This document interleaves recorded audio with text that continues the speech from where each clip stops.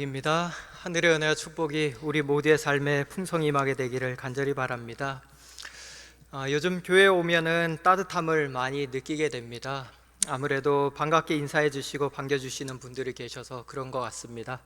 우리의 교회가 더 따뜻하고 또 믿음과 은혜가 넘치는 그러한 교회가 되기를 소망합니다. 오늘은 이 고난의 광야를 통과함이라는 제목으로 하나님의 은혜와 또 입혀주시는 그분의 의에 대해서 좀 같이 말씀을 나누고자 합니다. 오늘도 우리에게 이 생명을 주시는 하나님의 말씀이 선포될 때에 우리가 그 능력을 좀 경험하게 되기를 간절히 바랍니다. 십자가의 경험을 이야기할 때에 크게 구분하면 두 가지가 있다고 그렇게 이야기를 합니다. 한 가지는 입혀주시는 의, 즉 하나님이 우리 죄 때문에 돌아가신 것을 내가 받아들이면 그 받아들이는 것을 통해서 우리의 죄가 용서함을 받는 것을 이야기하는 것입니다. 그래서 나는 착한 행위를 해서가 아니라 예수님을 믿음으로 죄의 용서함을 받는 것입니다. 그래서 이것을 성경은 입혀주시는 의라고 그렇게 단순하게 표현을 하고 있고요. 또 하나의 의미는 그것을 경험한 사람에게 주님이 가지고 계신 의를 나누어 주는 것, 그래서 나눠주신다고 하는 그 의미를 가지고 있습니다. 그래서 주님께서 가지고 계신 이 의를 우리에게 나누어 주시는 것을 받아들일 때에 그 받아들임을 통해서 우리 안에 새로운 역사가 시작되고 새로운 의의 삶이 시작되는 것입니다. 그래서 내가 변하려고 하지 않아도 자연스럽게 그분의 의가 우리 안에 들어와서 우리를 변화시켜 주는 것을 이야기하는 것입니다.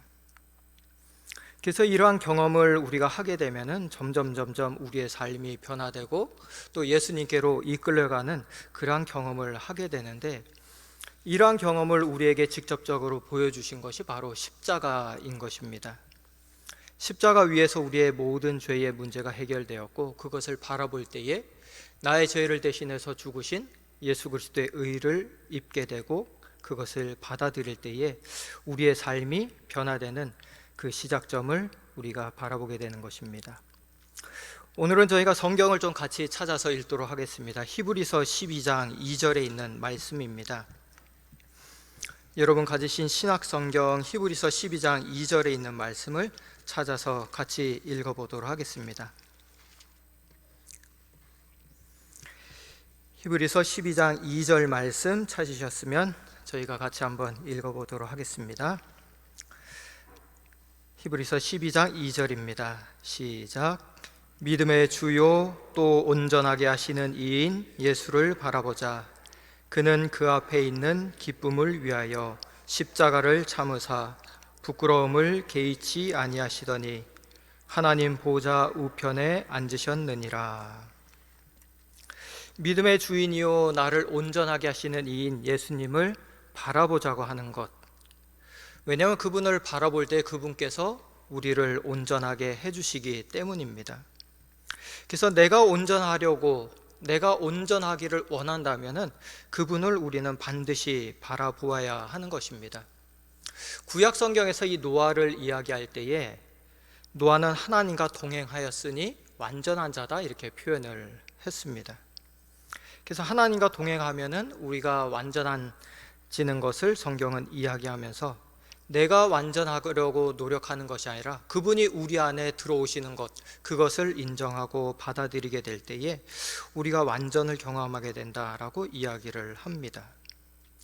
그래서 이러한 예수 그리스도의 내재하심, 우리 안에 들어오심을 경험하지 않고 우리가 어떠한 변화를 얻고자 노력하게 될 때에 성경은 그것이 겉과 다른 삶으로 나타내는 외식하는 모습으로 나타낸다.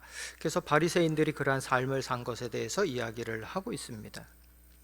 그래서 오늘 저희가 함께 나눌 말씀은 우리 안에 어떠한 변화를 일으키기를 하나님께서 원하시는가, 또 하나님께서는 우리에게 어떠한 축복으로 우리를 인도하고 계시는가, 그것에 대해서 같이 말씀을 나누려고 하는 것입니다.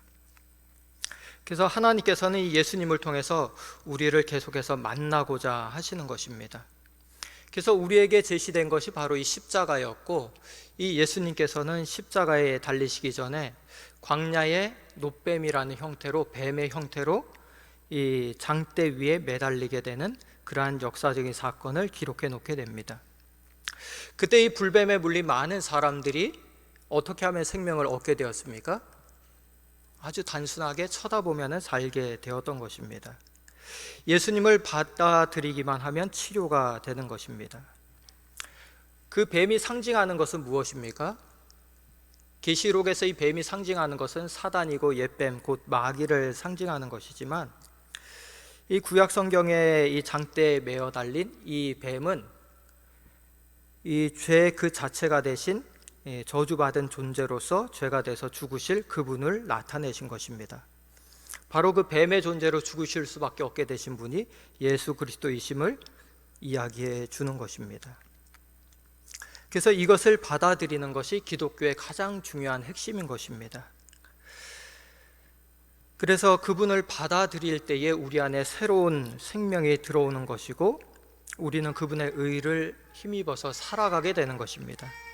그런데 오늘날 이 최고의 진리를 무시하고 십자가를 무시하고 거짓 사랑과 축복이 우리의 사상을 대변하면서 기독교의 이상한 사상들이 우리의 삶을 점령하기 시작한 것 같습니다.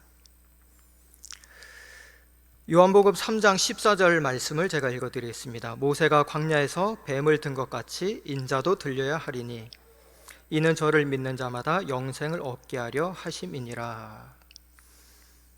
모세가 광야에서 뱀을 든 것처럼 예수님께서도 들리시겠다, 그러면 저를 믿는 자마다 영생을 얻겠다라고 말씀을 하셨습니다.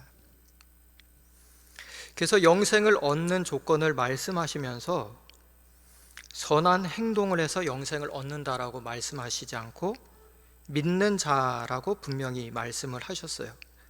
그래서 십자가의 능력을 체험한 사람은 자기의 의가 아니고 믿음으로 그분의 의를 받아들이는 항상 겸손함의 자세로 살아가는 그 사람들에게 하나님의 의가 이루어지는 것입니다.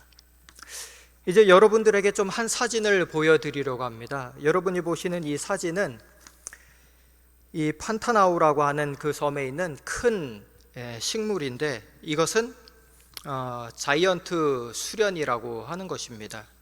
여러분, 이러한 수련을 혹시 보신 적이 있으십니까? 한국에 있는 목련이 아니라 연못에 떠 있는 그러한 것과 비슷한 것인데, 이것의 크기가 가장 큰 것은 보통 한 3m 20까지 자란다고 합니다. 그래서 어른이 이 위에 올라가서 누워도 그 자리가 넉넉히 남을 정도로 상당히 큰 수련입니다. 영어로는 이제 자이언트 워터 릴리라고 해가지고 백합의 종류로 이렇게 되어 있지만, 물 위에 이것이 피는데 이것이 뿌리로부터 연결돼서 올라오는데 40개 정도의 이러한 수련이 피게 되고요, 이것이 점점 커져서 전체를 이렇게 장악하게 되는 그러한 모습을 볼 수가 있습니다. 그런데 잎이 이렇게 큰 이유가 무엇인지 여러분 혹시 아십니까? 왜 이렇게 3m나 되는 큰 잎을 가지고 있을까요? 이 사진에 보듯이 우리는 정말 상상하지도 못할 만큼 큰 잎을 가지고 있는데, 이 꽃 하나가 사람의 머리만큼 크다고 합니다. 왜 이렇게 큰 잎을 하나님께서는 만들어 놓으셨을까요? 이 큰 잎을 통해서 이 자이언트 수련은 무엇을 모으게 될까요? 햇빛을 모으는 것입니다. 이 큰 잎을 통해서 하늘로부터 내려오는 엄청난 에너지를 모아서 그것을 광합성에 사용을 하고요, 밤이 되면은 그 축적했던 에너지를 마치 용광로에서 에너지를 녹이듯이 그 에너지를 다 녹여가지고 온도를 올립니다. 그래서 원래의 자신의 온도보다도 한 10도 정도를 더 높게 올려서 그 열기를 이용해서 밤 공기 속에 이 꽃의 향기를 발산을 하는 것입니다. 그러면 그 향기에 이끌려서 여러 가지 곤충들, 여기에 보면 뭐 새똥굴이나 애기뿔 같은 이 벌레들이 날아들어서 그것에 와가지고 이 꽃 속에서 그 당분을 먹고 그것이 또 날아가서 다른 곳에 이 수련의 번식을 돕게 된다는 것입니다. 이 자이언트 수련이 스스로는 아무것도 할 수 없지만 엄청나게 넓은 이 잎을 통해서 엄청나게 많은 양의 열을 축적한 다음에 그것을 통해서 무엇인가를 이루어내는 모습을 보게 되었어요. 햇볕을 많이 받으려고 이 잎을 크게 하나님께서 만드신 것도 있지만 열을 낼 수 있는 방법을 제대로 알고 있기 때문에 이 수련은 이 방법을 통해서만 살아날 수가 있는 것입니다. 내가 열을 내려면, 변하려면 어떻게 해야 되냐면은 햇볕을 많이 받아야지 되는 것이에요. 스스로는 아무것도 할 수 없는 것입니다.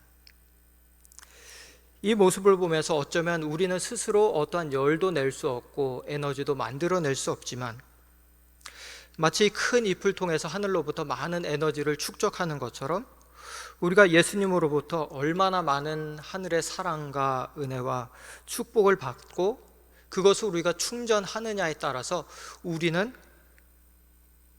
얼마만큼 변화될 수 있는가, 그 에너지를 하나님께서 우리에게 주실 수 있다는 사실입니다. 그래서 예수님을 바라본다는 것은 그러한 의미에서 매우 중요한 것입니다. 그런데 이것을 자칫 잘못 이해하게 되면 많은 종교에서 스스로 구원을 얻으려고 하는 것처럼 우리가 이해할 수도 있겠죠. 그래서 불교도 그렇고 유교도 그렇고 많은 종교에서 스스로 구원을 얻으려고 하지만 그것이 아니라 하나님께서 우리에게 주시는 그 은혜를 통해서 우리가 변화되는 것을 우리는 잘 알고 있습니다. 고린도후서 6장 16절 말씀을 제가 읽어드리겠습니다. 하나님의 성전과 우상이 어찌 일치가 되리요? 우리는 살아계신 하나님의 성전이라. 이와 같이 하나님께서 이르시되 내가 그들 가운데 거하며 두루 행하여 나는 그들의 하나님이 되고 그들은 나의 백성이 되리라 하셨느니라. 하나님이 우리 안에 들어오셔서 두루 행하신다라고 이렇게 표현을 하고 있습니다. 마치 자이언트 수련 안에 그 에너지가 가득 차 있는 것처럼 하나님께서 우리 안에 들어오셔서 우리 안을 하나님께서 가득 채우고 있으면은 어떠한 일이 일어나게 될까요? 우리의 마음과 우리의 생각 가운데 하나님을 항상 모시고 계신다면 어떠한 일이 일어나게 될까요? 하나님께서 우리 안에 들어오셔서 두루 행하신다, 두루두루 다니시면서 무엇을 하실까요? 성경은 말하기를 두루두루 다니면서 우리의 마음을 변화시키고 성령께서 우리를 변화시키는 그 역사를 일으키신다라고 그렇게 이야기를 합니다. 마치 해바라기가 언제나 해를 쳐다봄으로써 열매를 맺는 것처럼 우리가 예수 그리스도를 바라봄으로써 많은 열매를 맺고 또 변화를 얻게 된다는 것입니다. 그래서 이 영감의 글은 이러한 말씀을 하고 있습니다. 그리스도께서 온몸을 통하여 나누어 주시는 사랑은 하나의 생명력이며 뇌, 심장, 신경 등과 같은 모든 중요한 부분을 치료하는 일을 촉진시킨다. 그것에 의하여 사람의 최고의 능력들이 활동하게 된다. 그것은 생명력을 파멸시키는 죄책감과 슬픔, 근심과 걱정에서 심령을 해방시켜준다. 거기에서 평안과 안정이 온다. 그것은 어떤 세속적인 것이 파괴할 수 없는 기쁨, 곧 심령, 성령 안에 있는 기쁨, 건강을 주고 생명을 주는 기쁨을 심령 속에 심어준다. 오늘 우리가 예수 그리스도를 계속해서 붙들고 받아들임으로써 우리에게 생명을 주고 기쁨을 주는 그러한 능력이 우리 안에 거하게 되기를 간절히 바랍니다. 에스겔 36장 26절로 27절 말씀은 저희가 찾아서 같이 읽어보도록 하겠습니다. 구약성경 에스겔 36장 26절로 27절에 있는 말씀입니다.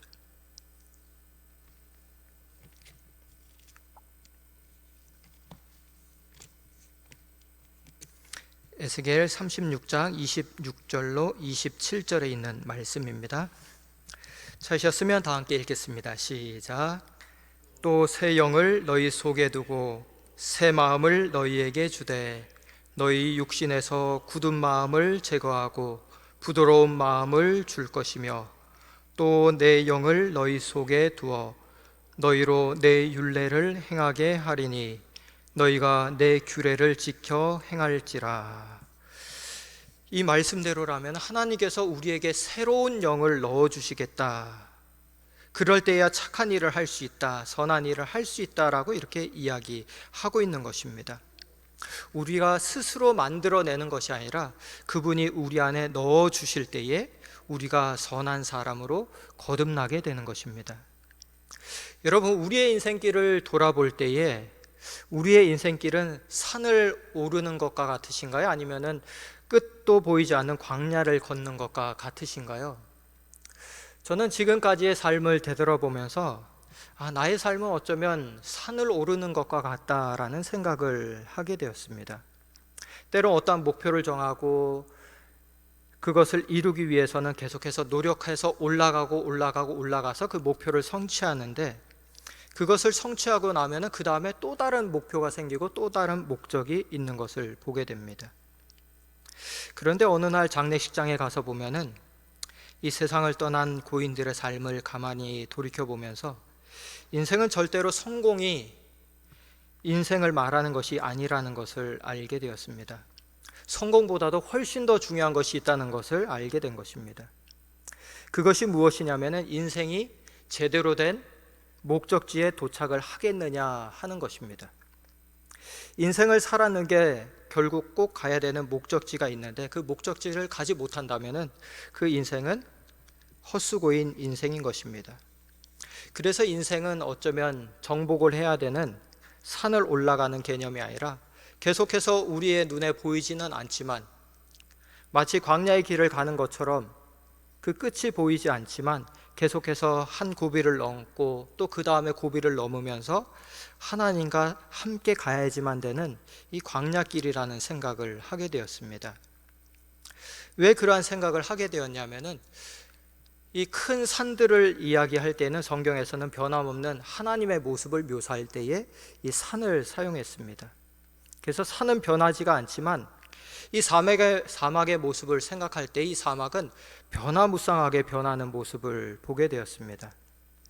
어쩌면 우리의 인생이 그렇게 변화무쌍한 인생이 아닐까 생각을 해보면서요, 어느 날 큰 바람이 불어오면 이 모래사막에 큰 모래 언덕이 생기기도 하고요, 또 다른 방향에서 큰 바람이 불어오면 그곳에 있었던 모래 언덕이 다 사라지는 것을 보게 됩니다.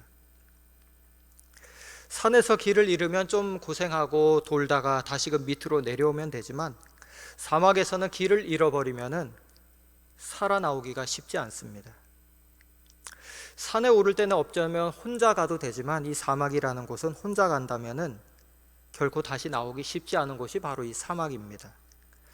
어쩌면 우리의 인생길도 마찬가지라는 생각을 해보게 되었습니다.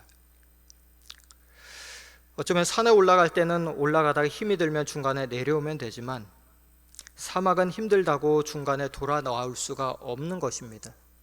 왜냐하면 우리가 인생을 한번 시작하면은 그 인생을 되돌이킬 수 없기 때문입니다. 어쨌거나 인생을 시작했다면 한번 그 광야길에 발을 들여 놓았다면은 끝까지 통과해야 하는 것입니다. 요즘 여러분은 어떻게 지내고 계십니까? 마치 광야를 걷는 것처럼 앞을 알 수 없는 그러한 삶을 혹시 살고 계시지는 않으신가요? 그런데 많은 사람들이 삶에서 실패와 낭패를 경험하는 이유는 이 광야길을 지나는 것이 우리의 인생인데 마치 등산을 하는 것처럼 산을 오르듯이 우리의 인생을 살기 때문에 많은 경우에 실패한다는 사실입니다. 그래서 성경의 출애굽기에는 많은 이야기들을 기록해 놓기도 하지만 가장 중요하게 우리에게 보여주는 것을 출애굽하는 여정을 통해서 보여주셨던 것입니다. 이 인생이라는 광야길을 우리가 지혜롭게 지난다면 엄청난 역사가 우리에게 일어난다는 사실입니다. 여러분도 잘 아시다시피 아들이 없었던 이 아브라함은 그의 고난의 광야를 지나고 나서 100년이 넘는 기나긴 인생길을 산 후에 이스라엘의 조상이 되는, 그러한 믿음의 조상이 되는 기록을 보게 됩니다. 또 어린 나이에 부모의 사랑을 받고 형제들의 배신에 의해서 팔려간 이 요셉은 이 고난의 광야길을 통과한 후에는 이집트의 총리가 되어서 그의 가족들을 다 구원해 주게 되고 또 그 나라까지도 구원해 주는 그러한 위대한 인물로 성장한 것을 보게 됩니다. 그리고 또 도망자였던 이 모세는 그가 고난의 광야를 통과하면서 수백만 명의 이 이스라엘 백성들을 영적으로 인도하며 출애굽시키는 영적인 리더로서 또 성장하는 모습을 보게 됩니다. 성경에 이렇게 많은 고난의 광야를 지난 우리의 믿음의 선배들을 기록을 하고 있습니다. 우리가 잘 아는 양치기였던 이 목자였던 다윗도 죽음을 무릅쓰고 도망치는 광야의 생활을 지난 후에 이스라엘의 왕으로 그가 등극하게 되는 것입니다. 정말 죽고 싶은 마음으로 현장을 떠나서 현실을 도피하고 정말 내가 이렇게 살아야 될까? 이제 목숨을 끊어야겠다라고 생각했던 엘리야도 그 고난의 광야를 통한 이후에는 믿음으로 하늘로 승천하는 그러한 모습을 보게 되는 것입니다. 광야에 있었던 침례 요한은 예수님을 위해서 메시아의 길을 준비하는 준비자의 모습으로 그가 서게 됩니다. 어쩌면 오늘 우리가 서 있는 이 현실이 고난의 광야처럼 느껴질 수 있지만 이 고난의 광야를 지나고 나면 우리의 모습은 분명히 변화되어 있을 것입니다. 욥의 생애가 그랬던 것처럼 그가 그 고난의 광야를 지난 후에는 내가 정금같이 나올 것이다 라고 말씀했습니다. 오늘 우리의 삶도 그렇게 변화될 것을 믿고 하나님 앞에 나아가게 되시기를 간절히 바랍니다. 그래서 광야는 하나님의 사람을 세우는 놀라운 장소인 것입니다. 그런데 이 광야라는 곳은 매우 고통스럽고 오늘 하루하루의 현실도 우리에게는 만만치 않은 것입니다. 그렇게 이 광야라는 곳은 빨리 통과하는 것보다 어떻게 통과하느냐 하는 것이 훨씬 더 중요한 것입니다. 만약에 이 광야의 과정을 지나는 과정이 없이 이것을 면제받는다라고 하면은 여러분 그 면제권을 사용하시겠습니까? 이 고난의 광야를 면제된 사람이 두 명이 있습니다. 성경에 보니까 제가 찾아본 바는 이 두 명이 있었는데요. 첫 번째 사람은 솔로몬이었습니다. 그는 하고 싶은 대로 되고 싶은 대로 다 해본 사람이었지만 그가 고난의 광야를 제대로 통과하지 못했을 때에 그의 끝은 선하지 못했던 것을 보게 됩니다. 또 한 사람은 누구일까요? 그 사람은 바로 사울 왕입니다.